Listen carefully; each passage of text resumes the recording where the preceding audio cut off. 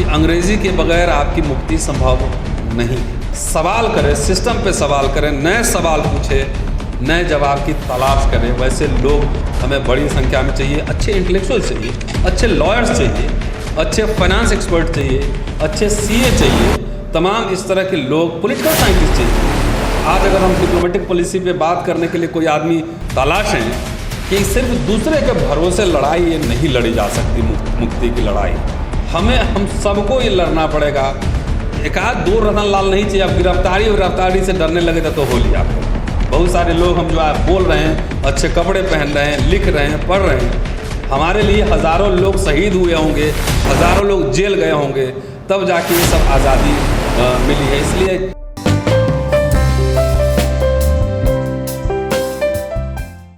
कुछ स्मृतियां हैं मेरे जहन में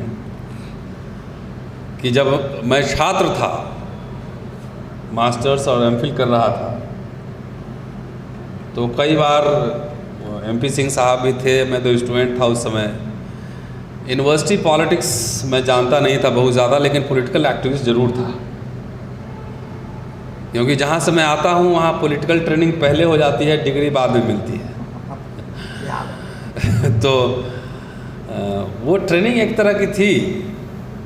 तो सर से जब भी मुलाकात होती थी तो एक बात मुझे बरबस याद आता है, और शायद अभी होते तो उनको और मुझे देखकर उन्हें और अच्छा लगता, because I am talking about almost 3 decades back, 30 साल पहले की बात कर रहा हूँ। और बार बार एक बात कहते थे। मैं उनका छात्र नहीं रहा, मैं इतिहास का छात्र रहा हूँ। मैंने इतिहास में मास्टर्स किया, इतिहास में एमफिल किया। दिल्ली विश्वविद्यालय कैंपस से 3 दशक से ज़्यादा का रिश्ता है। मैं मानसरोवर हॉस्टल में था और जुबली हॉल हॉस्टल में रहा, फिर पढ़ाना ही शुरू किया उसके बाद। और उस समय आप जानते हैं कि हॉस्टल में बहुत ये रिजर्वेशन वगैरह नहीं मिलता था, तो कई बार हमारी लड़ाई भी होती थी, हाई कोर्ट तक मुकदमा भी लड़ा, मारपीट भी हुआ, सब कुछ हुआ एक साथ। और जितना आज वाइब्रेंट यूनिवर्सिटी है, और परहैप्स शायद जो उच्च शिक्षा का जो संकट है वो वाइब्रेंसी के कारण ही और तेज़ हो रहा है। कि पहले कुछ ही लोग बोलते थे, कुछ ही लोग लिखते थे, अब ज़्यादातर लोग बोलते हैं, ज़्यादातर लोग लिखते हैं। अब इसमें पूरे विमर्श में भीमराव अम्बेडकर भी हैं, ज्योतिबा फुले भी हैं, पेरियार भी हैं, ललित सिंह यादव भी हैं, सावित्रीबाई फुले भी हैं, ज्योतिबा फुले, तमाम लोग हैं। और पिछले तकरीबन 1-1.5 दशक से हम लोग उस ज़माने में बहुत कम लोग होते थे जो बोलते थे, लेकिन अब काफ़ी लोग बोल रहे हैं। तो जो न्यू एजुकेशन पॉलिसी आया है वो बेसिकली न्यू नहीं है, वो कुछ और ही है। और मैं अभी किताब के कंटेंट पर मैं देख रहा था और थोड़ा सा मैंने पढ़ा भी है न्यू एजुकेशन पॉलिसी।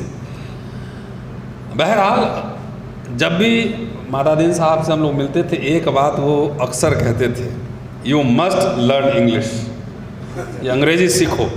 और सारे छात्रों को वो प्रोत्साहित करते थे।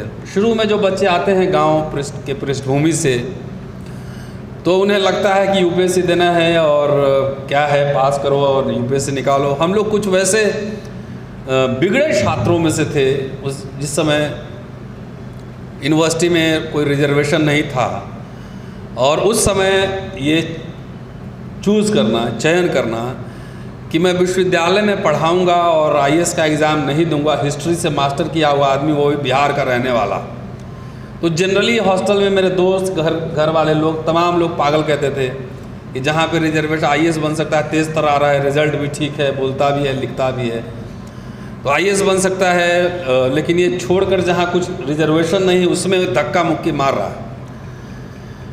तो उस समय जब मिलता था मातादीन साहब से, तो बार बार बोलते थे कि अंग्रेज़ी पढ़ो, सीखो।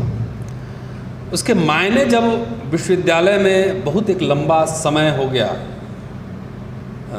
जब पढ़ाने लगा, इनफैक्ट हमने पढ़ाते हुए अंग्रेज़ी सीखा, तब बाद में समझ में आया कि वो क्यों कहते थे। दूसरा, आप सब जानते हैं कि हम यूट्यूब पे बोलते हैं अम्बेडकरनामा पे, जैसे जैसे अम्बेडकरनामा पढ़ते जाते हैं, बार बार वो फोकस कर रहे हैं कि अंग्रेज़ी के बगैर आपकी मुक्ति संभव नहीं है। अम्बेडकर बार बार ये राइटिंग्स में उनके इमर्ज कर रहा है, आ रहा है। तो ये सूत्र हमको माता दीन साहब का बहुत बाद में समझ में आया कि क्यों सब छात्रों को, और इसमें नहीं कि सिर्फ हमें लोगों को, तमाम वैसे छात्र चाहे किसी भी समुदाय जाति धर्म के हों, उनको ये ज़रूर बात बोलते थे। और मुझे लगता है कि जितना मैंने उनको देखा समझा, वो लगता है चरवाक वाले परंपरा में वो ज़्यादा थे, पाखंड कर्मकांड ये सब से बहुत दूर थे, तार्किकता में विश्वास करते थे। और इस किताब में चलते चलते मैं यही कहूँगा कि मैंने सिर्फ कंटेंट्स देखा है, अभी हाथ में आई है, लेकिन एक दिन लगेगा मुझे पढ़ने में, 1-2 दिन पहले अगर दे दिए रहते तो मैं पढ़ भी लिया रहता। लेकिन कंटेंट्स वही हैं जो शायद आज की तारीख में माता दीन साहब होते तो शायद इसी लाइन पे वो भी लिखते हैं।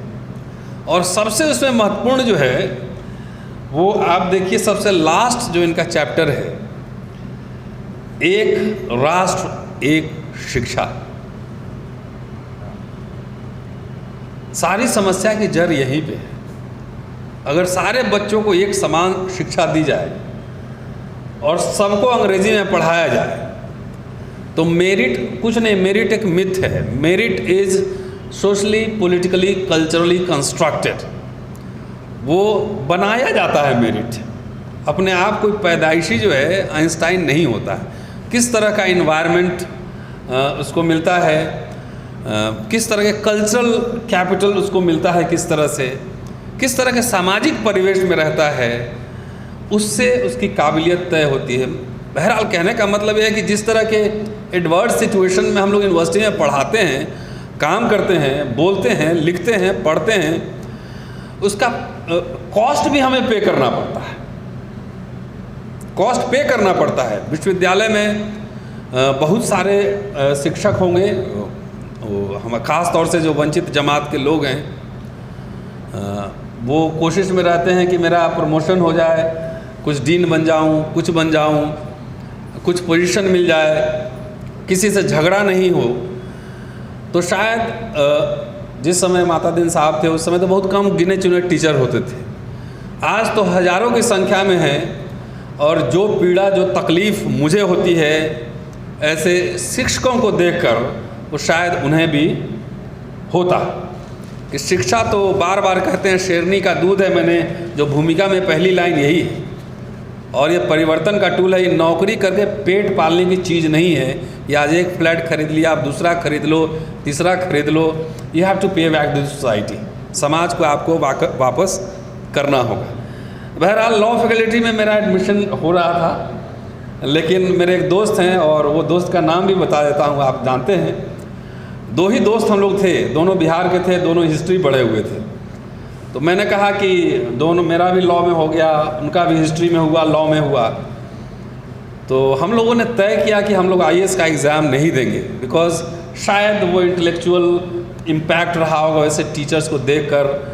उस समय उपेंद्र बख्शी साहब भी थे यहाँ वाइस चांसलर, और अच्छा लगता था। आजकल के वाइस चांसलर लोग तो CEO टाइप से काम करते हैं, छात्रों से, शिक्षकों से बात नहीं करते हैं। 2 साथियों ने, हम लोगों ने निर्णय लिया कि मैं मास्टर्स करता हूँ, और जो मेरे दूसरे दोस्त थे आदित्य चौधरी, उनका नाम है, सुप्रीम कोर्ट में लॉयर हैं, उन्होंने कहा कि मैं लॉ करूँगा।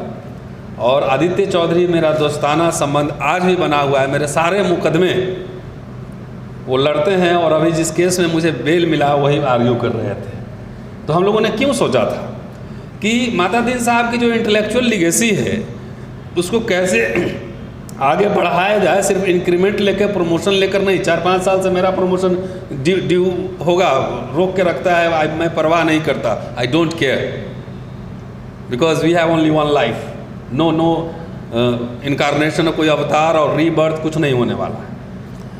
तो ये समझना है। और मुझे लगता है कि हम नमन करते हुए ये बात ज़रूर अपने दोस्तों से कहें, अपने बच्चों से कहें कि हमें सवाल करने वाले लोग ज़्यादा से ज़्यादा पैदा करने होंगे, बनाने पड़ेंगे, और तब जाके जो ये सब मेहनत हो रहा है उसका सही, ये कोई प्रॉफिट मेकिंग इंटरप्राइज नहीं है, ये समाज को दिशा देने का काम है। सब लोग सवाल करने वाले जितने ज़्यादा लोग होंगे उतने ज़्यादा। कल मैं एक प्रोग्राम में था, कपिल सिब्बल साहब कह रहे थे, कल बहुत ही क्रांतिकारी भाषण दे रहे थे कॉन्स्टिट्यूशन क्लब में, कह रहे थे कि मैं जब मिनिस्टर था तब आते थे लोग, पाँव छूते थे और कहते थे कि मुझे वाइस चांसलर बना दो।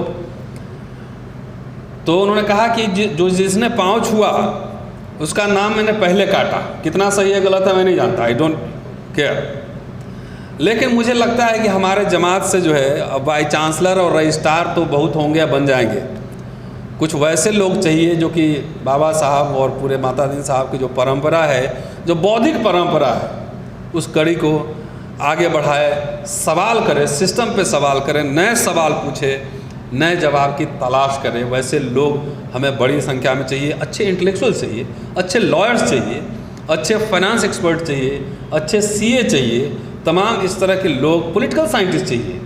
आज अगर हम डिप्लोमेटिक पॉलिसी पे बात करने के लिए कोई आदमी तलाशें कि इसमें मुझे बात करना है फॉरेन सब्जेक्ट पे, हमें लोग नहीं मिलते। तो यहाँ जो पॉलिटिकल साइंस में जो लोग पढ़ा रहे हैं वो लोग क्या कर रहे हैं? फिर जो हिस्ट्री पढ़ा रहे हैं वो लोग क्या कर रहे हैं? सवाल क्यों नहीं कर रहे हैं? क्यों?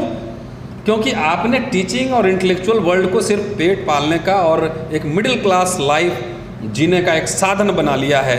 आपने उसको इंटेलेक्चुअल डिस्कोर्स कि दुनिया में आपके घर में अमर्त्य सेन क्यों नहीं हो सकता, रजनी पामदत्त क्यों नहीं हो सकते, रमिला थापर क्यों नहीं हो सकते, अमर्त्य सेन क्यों नहीं हो सकते, फिर माता दिन हमें क्यों नहीं दिख रहे हैं यूनिवर्सिटी में, जबकि हज़ारों की संख्या में लोग हैं। तो मुझे लगता है ये बाज़ार और पूंजी की लीला ने सबको इतना मटेरियल लाइफ में इतना मशगूल कर दिया है कि लोग की जो तृप्त नहीं हो पा रहे हैं, जो इनकी इच्छा है वो मिट नहीं पा रही है। तो मुझे लगता है कि चलते चलते यही कहूँगा कि मैडम आपको बधाई, और माता दीन साहब को नमन करते हुए यही याद करूँगा, यही कहूँगा कि सिर्फ दूसरे के भरोसे लड़ाई ये नहीं लड़ी जा सकती। मुक्ति की लड़ाई हम सबको ये लड़ना पड़ेगा। एक आध दो रतन लाल नहीं चाहिए। अब गिरफ्तारी से डरने लगे तो हो लिया। फिर बहुत सारे लोग हम जो आप बोल रहे हैं, अच्छे कपड़े पहन रहे हैं, लिख रहे हैं, पढ़ रहे हैं, हमारे लिए हज़ारों लोग शहीद हुए होंगे, हज़ारों लोग जेल गए होंगे, तब जाके ये सब आज़ादी मिली है। इसलिए वो सेफ कोजी जोन कि हमारा बच्चा ख्वाब भी हम अपने बच्चों को दिखाते हैं तो सिर्फ बाबू बनने का ख्वाब दिखाते हैं, उसको इंटरनेशनल लेवल का स्कॉलर बनने का ख्वाब नहीं दिखाते हैं। त्रासदी यहाँ पे है। शुक्रिया। जय हिंद।